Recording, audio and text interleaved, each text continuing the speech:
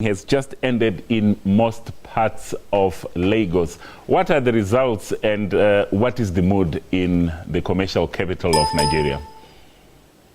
Well, vote counting actually ended immediately after voting ended. What is happening now today is that there is people who are again voting. At least in Lagos, there are at least 90 polling units where people did not vote.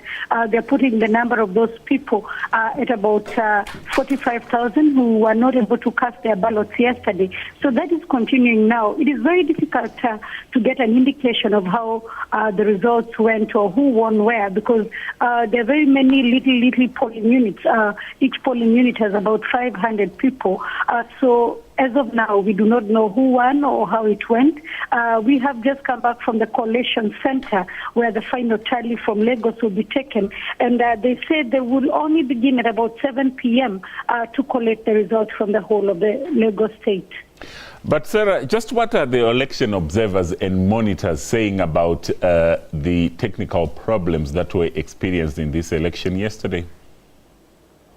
Well, when we speak to most of them, they say the hitches are isolated, and they also say because it is a new system that was being introduced into the electoral system of Nigeria, it should not worry people a lot, and especially because those who did not cast their ballots yesterday have actually been allowed to you. Well, the counting of Nigeria will continue. So far, so good.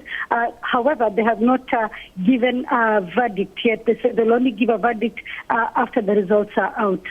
And we know that Boko Haram had earlier threatened to disrupt this election. But looking back, just how did the process go, particularly in the areas that Boko Haram control or are in? Well, it went quite well, so to speak, because, you know, they had said that they would ensure that no election takes place at all. Elections took place, and the death toll from the whole electoral days speaks about 15 people who were killed by gunmen, and it says that most of them were killed in opposition areas. So it is very difficult to tell if indeed this was Boko Haram that carried out these attacks or it was poll-related. But people are overlooking that and saying that it is actually a victory against the Boko Haram, because there were fears that elections would not take place at all in those areas that Boko Haram had been in control of. However, when you look at the people who came out to vote, Nigerians actually came out in their millions, so a victory against the Boko Haram militant group. And with voting still continuing today, can we still expect the final result to come out tomorrow, or is it Tuesday or possibly Wednesday now? They had the Independent Electoral Commission had said 48 hours after voting. That time they were putting voting as at Saturday. So it probably will only be on Tuesday morning that people can actually get a clearer picture of who wins this election. And quickly before we let you go, Sarah, in 2011, the last election, some 800 people died in post-election violence. Now, this time around, what measures have been put in place to avoid a repeat of the 2011 scenario?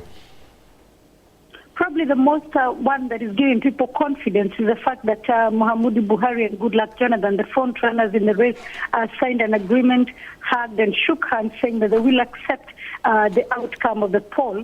But also there is very, very heavy security presence. Today movement is still very restricted.